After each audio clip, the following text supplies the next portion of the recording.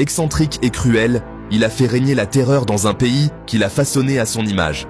Voici le parcours de Mobutu Sese Seko, le dictateur du Congo belge. Né en 1930 à Lisala, dans la colonie belge du Congo, Joseph Désiré Mobutu est le fils d'un fonctionnaire colonial aisé qui lui permet d'effectuer de hautes études.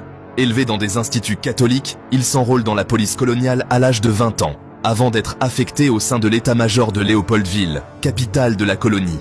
Devenu sous-officier, il quitte l'armée pour devenir journaliste et se fait embaucher par le journal quotidien L'Avenir. Envoyé en Europe, il suit une formation pour devenir assistant social à Bruxelles avant de finalement rentrer au Congo. Après l'indépendance de la colonie et la naissance de la République du Congo, Mobutu est nommé secrétaire d'État auprès du Premier ministre Patrice Lumumba. Très vite, les deux hommes deviennent des rivaux. Respecté par l'armée, Mobutu organise un coup d'État et renverse le gouvernement en 1960.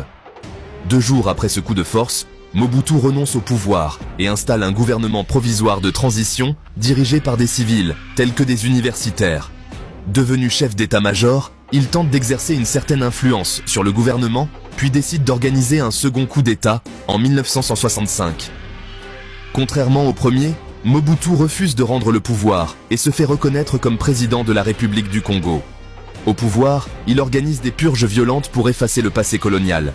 Il change le nom des villes et rebaptise le pays sous le nom de Zaïre. Fier de la culture africaine, il modifie également son propre nom et devient Mobutu Sese Seko. Sous son règne, il n'organise aucune élection et interdit tous les mouvements politiques, sauf le sien.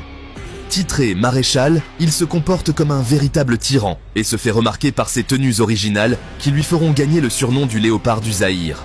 Totalement corrompu, il s'enrichit énormément et se fait construire plusieurs palais. Son épouse et sa maîtresse, qui sont sœurs jumelles, dépensent également des sommes astronomiques, sont encouragés par Mobutu lui-même qui aime vivre dans le luxe. Après la chute de l'URSS, il perd un soutien de poids et se retrouve de plus en plus isolé. À cause de sa cruauté à l'égard de son propre peuple, il est abandonné par les Occidentaux. Fâché aussi avec ses voisins, il subit une invasion de son pays par le Rwanda en 1996. À l'issue de cette guerre, Mobutu est chassé du pouvoir en mai 1997. Malade, il meurt au Maroc 4 mois plus tard, à l'âge de 66 ans. Après la chute de son régime, le pays change à nouveau de nom et devient la République démocratique du Congo.